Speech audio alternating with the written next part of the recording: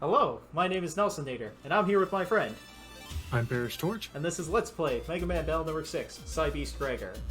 Last time we talked about Werewolf Werewolfston, and here we're going to take care of the last of the remaining requests, and then we'll move on to the plot in the future. Can you remember what Lan was supposed to do that he's blowing off for all these requests? The last thing I remember was making fun of the ninja for standing on the keyboard of Mr. Weather's computer. Yep. That is one of the things that happened, but then there was something else that happened that set up the next plot beat that we're supposed to go find that we have blown off once to get the Erase Cross and Charge Cross. And we're blowing off a second time to complete all of these requests. Do you remember what it is? I mean, I know that we passed the next stage of the Operator Navi contest, and that's what made, Charge Man and Erase Man's operators sad, and then shrug like, well, I might as well get back to teaching. But Yep. yeah, I can't remember what the next big story beat is after that last Operator Navi scenario. We're going back to AC/DC Town.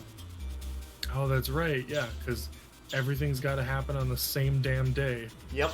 And there was a point where they were like, yeah, we're setting up our classes for tomorrow. And Lan's like, oh, that's cool. And then it's just like, a week later. And then gets a call from Mail where she's like, yeah, come back to AC/DC Town and hang out. And since you, the player, can handle the story at whatever pace you see fit, I decided this is the perfect time to just take care of the requests and get the other thing. So now it just looks like Mail's just standing at the train station and has been there for hours, just like, man, he should be here already. Like, Yeah, and well, he's running around like, yeah, sure, I'll invest those stocks for you. Yeah, sure, I'll be in your movie.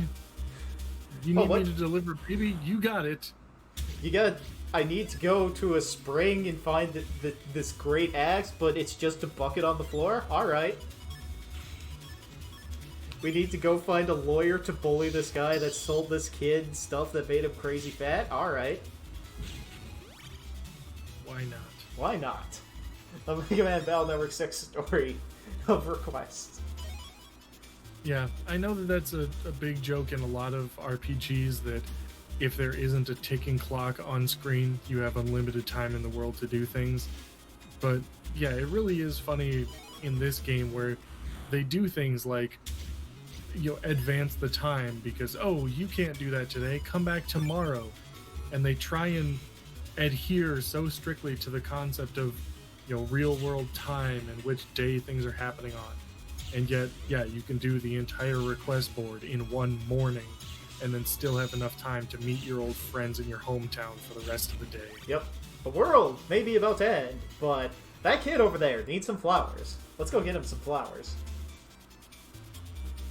Yeah, because, a lot of requests open up at the end of the game, and one of the things that comes up in the future is, before we get stuck with the danger music forever, because that's what happens when you hit the end of this game, and why I'm doing the requests now instead of later, so I can hear some different music. There's a point where, I get stymied because I try to do a couple, and then it's just like, oh yeah, I just need you to do this ridiculously difficult task, and I'm just like, oh yeah, how long will it be before I can do this task? And then I look it up on my own time, and I'm like, I'm never gonna finish this. Mm-hmm. The structure of the post-game videos is sort of based around, doing things to unlock the ability to do other things and finding interesting things to show along the way for it. I even have a list here of, here's sort of the order I plan to do everything in as I was looking through things. I have a big list of, here are all the battle chips I need to find, here are the program advances I still need to show off, here are all the navies I need to go fight, and, there's going to be a fun episode that's just me S-ranking the bosses of this game for an entire video or two, because, you gotta do it to get the battle chips, so let's see it, it's fun. Yeah, and going back and trying to find all the navies when you're specifically looking for them to get those encounters is fun. Accidentally stumbling across one when you're just traipsing around the net looking for mystery data or something is maybe fun. Maybe it's, panicking if you're not expecting to show up and have a boss encounter. Yeah, at this point, there are 4 navies that I have not let loose upon the internet through my negligence or accidents. And they're Circus Man, Blast Man, Judge Man, and the last World 3 Navi. We know it's Colonel. We're going to fight Colonel at some point, but I haven't fought him and then released his Navi Ghost onto the internet yet. And here's me looking at a fact or something, trying to figure out, okay, what am I going to do next? Alright. But yeah, like, there are a couple of navies that just are sitting in cryostasis, waiting for me to just come and pick a fight. And there will be an episode where I go and pick all of the fights because I really want to. So, that's going to be fun. I'll demonstrate, like, gimmicks along the way to try and keep it interesting so it's not the same folder I showed for the entire game. But, yeah. The bosses are some of the points where you should just sort of go hog wild and have some fun with everything going on there. So I had a bit of fun building folders to fight bosses with at the end of the game. Other than the base encounters, just because those are intended to be, a super advanced, net battling skill challenge, what are some of your other favorite navies or bosses to fight? Across the entire series or just in this game? I was thinking series in general. Some of the bosses in the earlier games can have a really fun rhythm to them, where something might be sort of happening alongside them just moving or attacking or whatever. Like, now we're at the point where I have to just sort of remember what all bosses have been across the entire series. Like, one of the fun bosses from Battle Network 1 was Sharkman, just because he started the fight, like, underwater, so his 3 shark fins would just sort of move around back and forth, and if one of them got in a line with you, it would fly forward and try to attack. But the other fun thing about it is you couldn't tell which one was him until you, like, shot them all. And then once you shot them all, he'd pop up, he'd throw out an Aqua Tower, and then go back down and dive underneath and move back and forth again. Like, just being able to manage, like, the fins rushing you with finding Sharkman, I thought was really kind of fun. Some of the other bosses that spend time, like, controlling areas, like, the bosses that are hidden in past completing Battle Network 2 are really fun. Like, Pharaoh Man showed up in Battle Network 1, and he's alright, but in Battle Network 2, instead of just dropping a sarcophagus that'll open up and do an attack, he just has 2 of them that act as his defense and his offense, and just figuring out how to get a window in to attack him past his defense that's also attacking you. That's really cool. Napalm Man shows up in Battle Network 2, and then just shows up again in 5 with no commentary on him being, like, hired by the World 3 way back in 2. It's really strange. But, like, in Battle Network 2, like, guns will just pop up if you're hanging out in front of him for too long, so you have to, like, move constantly before he will fire a big area of denial effect, and you have to get yourself in the proper position before that attack happens so that you don't get cornered by it. And then the final, like, hidden boss that's new is this dude called Planet Man, who just stands in the center of his area that just has, like, holes completely surrounding it. And your field has the panel missing in the middle, so it's a giant ring for you to walk around. But, like, planets orbit him during the entire fight, and they'll shoot out fire or water or electricity. This little tiny spaceship flies off the planet to start shooting at you. Like, Planet Man has a lot going on, and it's conceptually really cool. Like, those bosses that have some extra gimmick kind of going on in the background really helps them stand out against everything. Hello, Darkmac SV. Look at that big boy right there. Yeah. Jeez. Also, I thought it was very interesting. I don't know if I misread it or something, but it seemed like Mr. Famous said, "Viruses sample have escaped." Do you mean sample viruses have escaped? But yeah, maybe it was just me misreading it, or maybe they did, put the grammar in a weird place. I spent too much time just talking about other bosses from previous games that I like. Unfortunately, I missed it. Sorry about that. Oh, no worries. I mean, it was way long ago, and I barely caught it. Yeah, one of the other... some of the bosses in 4, like, aside from 4 being kind of a janky game, some of the gimmicks that the bosses had in 4 were pretty cool. Like, Top Man is intended as your introduction to diagonal moving attacks, which really showed up in Battle Network 4 in Force. Like, sure, there were some guys that would move diagonally in 3, but, like, in 4, there's so much stuff that moves diagonally. So here's Top Man that's just about teaching it to you, where it's just like, he summons a bunch of tops that move diagonally around the field, so you've got to figure out where your safe zone's going to be based on how they're wiggling around. Sparkman was also kind of cool because you had to play hide and seek with him, where he would just like disappear, pop up, fire out like a mine from his chest, and his entire gimmick was being like invincible and hiding for most of the fight. But it was really fun to like sort of figure out where the hell he's going to be to pick the fight that you can have with him. Yeah. Like Kendo Man, I remember being pretty good because like he's reasonably aggressive, and he also teaches you like the intangibility movement that some of the bosses will have. Like Video Man has it as well, but it's mostly like Kendo Man, Video Man, and then Base gets it at the end as Base's new level of defense.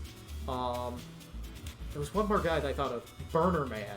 Burner Man has these two torches in the top column and the bottom column that face the center, and one of them will like move into your area and then like fire down your column. So it's column denial, and then on top of that, he has row denial, where Burner Man will move in front of you and just fire out a stream of fire.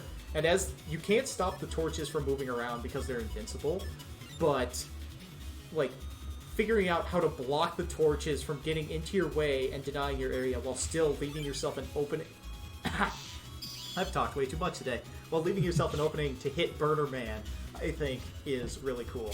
But like, no matter how much I praise fighting bosses that have these weird gimmicks associated with them, I cannot defend Cloud Man, who also has like a gimmick associated with him that's really flavorful for what he is, but he's every single like delay measure packed into one Navi, and it's just too much.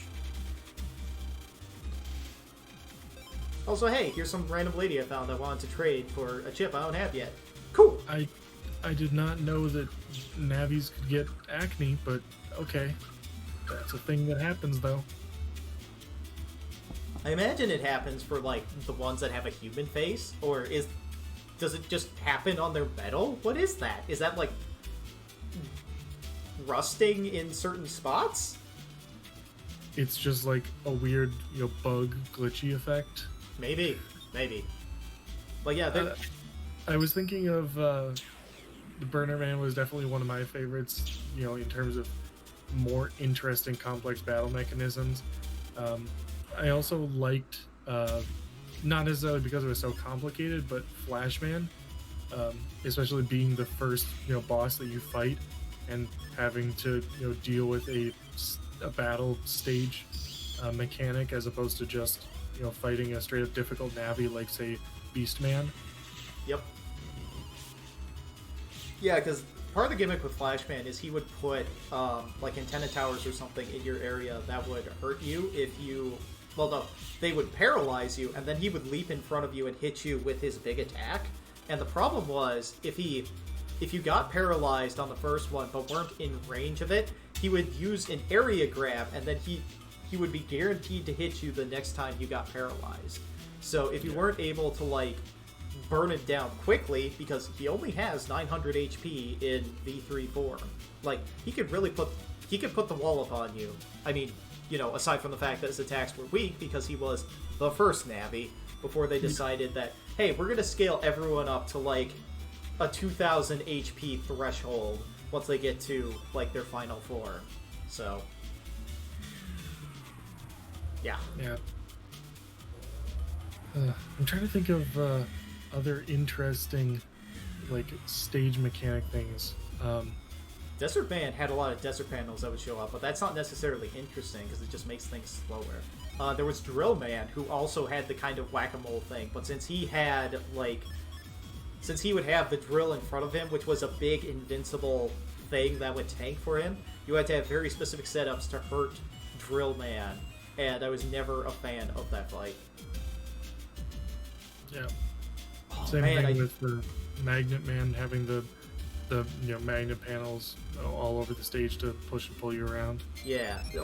I just remembered some of the bonus bosses from 3. Man, those guys were cool. Like, here's, like, Dark Man was kind of okay because he would change, like, what his element gimmick was, and he could hit you unless you were, like, he could hit you super effective unless you were, like, an electrical element, and then there was Yamato Man or Japan Man, depending upon like which translation of the game you're playing. But past the halfway point, he would just summon a whole bunch of soldiers to wander in and just start stealing your area. So you would end up all the way in your back row there when Yamato Man has a couple of attacks that like just cover entire rows. So if you let that get out of hand really quick, you could be in a lot of trouble against him. And then the game was just like, yeah, let's just have another super boss that's on the power of base. Yeah, here's Serenade, the administrator of the internet. The Undernet. She's pretty cool. Yeah. Yeah, I didn't want to specifically say Serenade just because there aren't a lot of like interesting battle mechanics in terms of like the torches or the paralyzing flash columns that we were talking about. But yeah, Serenade as a whole was just another one of those very interesting challenging boss fights. Because her gimmick was she had a counter attack where if you hit her with most attacks, she would move up or down and she would throw out a shockwave. And the only time she wouldn't do this is if she was doing one of her other big attacks. So the entire fight is just, can you figure out how to get around her defense here? And generally speaking, once you can figure that out, you can beat her. But it's still interesting that's like, here's a puzzle boss at the end of the game. You're equipped to figure it out, but at the same time, it's still, like, a little bit rough. Like, the thing that makes bosses really hard in Battle Network games is their defenses. Because all their attacks, like, once you see them a couple times, you can figure out how to dodge them.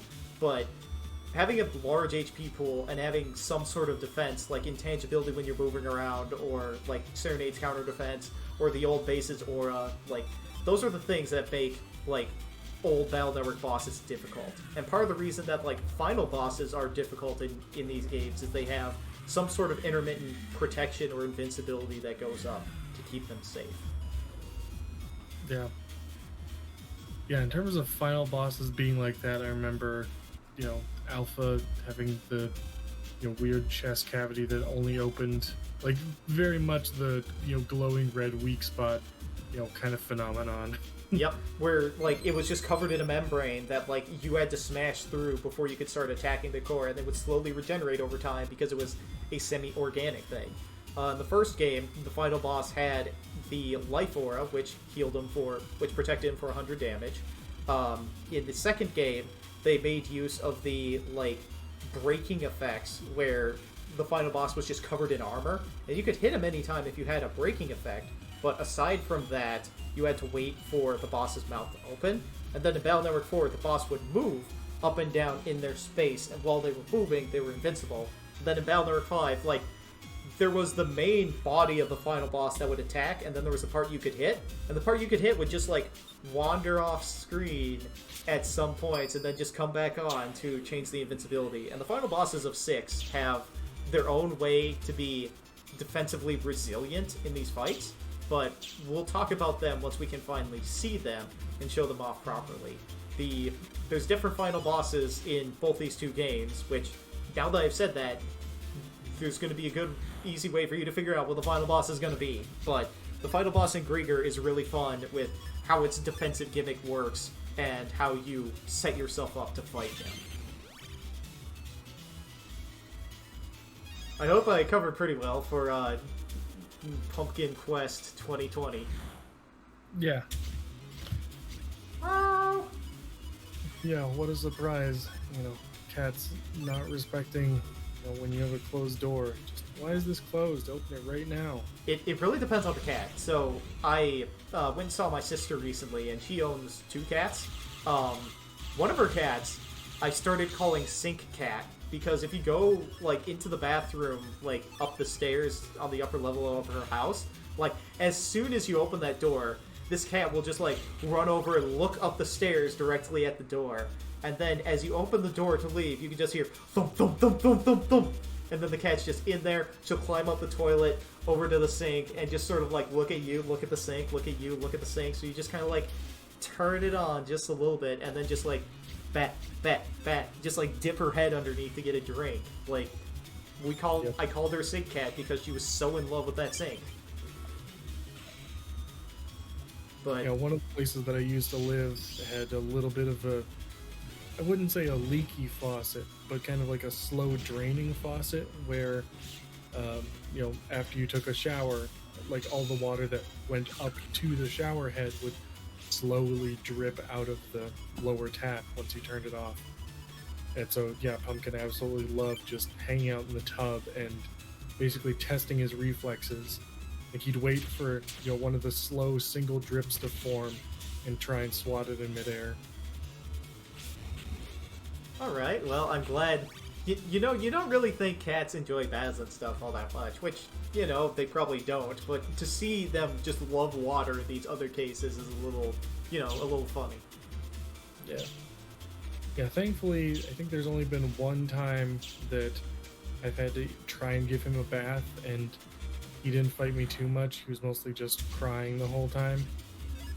But yeah, it kind of, taught us both a lesson about, letting Pumpkin go outside and just roll around in dry, dusty lawn. Yep. It it also sort of reminds me of, like, do you remember the story from the science teacher at our school that also ran the quiz team stuff that we were a part of, and his story about shaving his cat that one time? It'll probably come back to me, but no, I don't remember this. So there's a point where he has to shave this cat, and because its hair's getting really long or there's something else going wrong with it. So he goes into the bathtub. He's got the scissors, or he's got the shaver or something, and the cat just doesn't like it. Really doesn't like it. So the cat claws around and just claws him up a whole bunch, where like the cat leaves and his wife comes in, and like there's a bunch of blood in the tub and stuff. Like it looks like he's committed suicide or something like that. And no, he just had to shave this darn cat. But he tells this story where he's just like, yeah, there was that time I almost died when I was just shaving my cat. And it's just like, all right, my dude. Some of our teachers had really great stories that they would tell. Yep. This is also the guy where, like, a horse died on his property or something like that, and he had to dig in a grave right next to where it died because it died standing up. So he digs this big hole, and then he pushes the horse in, and then the horse's legs are too tall for the grave that he dug, so he's like, what do I do now? He just gets a hacksaw and cuts the legs shorter. Mm-hmm. Yep. That one I did remember. Yep. Oh, boy. It... Remember, one of our other teachers was talking about the cafeteria food, and like we all knew that it probably wasn't the best for you, but he specifically talked about during his free period in the middle of the day, he'd set up a doctor's appointment, and he'd not followed their guidelines and accidentally ate lunch at the cafeteria. They usually say don't eat within a couple hours of getting your lab work done. So he told them, like, hey, I just had lunch. I'm sorry I forgot. I don't think we should do labs today. And they said, no, we'll take them, and we'll just keep that in mind. It'll be fine.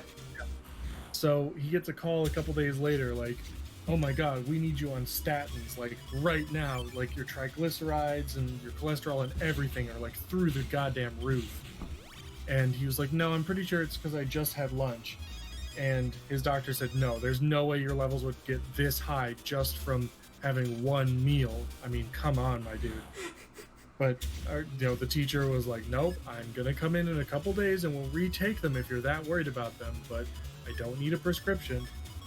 And yeah, sure enough, a couple days later, he took them and his levels were like completely normal, or like normal for like compared to his prior tests. Yeah, what was it? He ended up like eating, like it was a corn dog or something like that? Yeah, he specifically said it was the school corn dogs that were just, that terrible and completely wrecked his cholesterol for the rest of the day. Yep. I do remember, like, there was the point where you started talking about, like, oh yeah, I need to get blood work after I ate something at the cafeteria, and I'm like, I remember this story now, yes. Oh, I remember. I also remember, like, how we got in trouble so much by, like, doing horny jokes or stuff in the background as he was trying to teach. Like, there was that point where he just walked down the aisle slapping us all when we were laughing about something he said. Yeah. High school was good times. We had some good fun. It wasn't the same teacher, but I remember a similar thing with, I think it was our US Gov teacher. Ice cream paint job. Yeah, exactly. Yeah, someone made a reference to the song, like, they were talking about, like, fat stacks or a fat car or whatever. He was like, fat? Like, and they were like, PHAT. Like, what is a fat car? Like, what does that even mean? And then, yeah, they basically just went to his computer, went to YouTube, and put on the music video for Ice Cream Paint Job. Oh, yeah. Rolled like a big shot. Yeah, I also remember, like, there was one day where he, like, his school dance was coming up or something like that, and I had to dress up for some reason, so I'm wearing, like, this, like, red button-up shirt, I've got a black tie, I've got black pants, I've got my black shoes on, and then, like, before class starts, like, there's this girl I'm about to ask out to the dance, but before I can do that, he's just like, Mr. Delsonator, you're looking rather satanic today, and I'm just like, maybe I shouldn't. Thanks, my dude. Way to wingman me, my dude. But yeah, thanks everybody for watching Let's Play Mega Man Battle Network 6. I hope you all have a nice day. See ya.